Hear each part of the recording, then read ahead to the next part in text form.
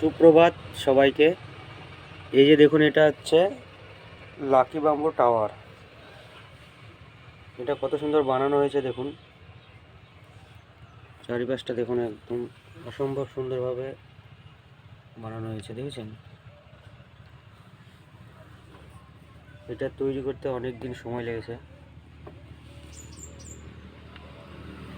এরকম lucky bamboo যদি নিজে বাড়িতে বানাতে চান তাহলে এই পেজটিকে ফলো করুন এবং সাবস্ক্রাইব করুন, এবং নতুন নতুন ভিডিও এবং নিজের বাড়ি সুন্দরভাবে সাজাতে এবং গাছের পরিচর্যা করতে এই চ্যানেলটি সাবস্ক্রাইব করুন। এই দেখুন।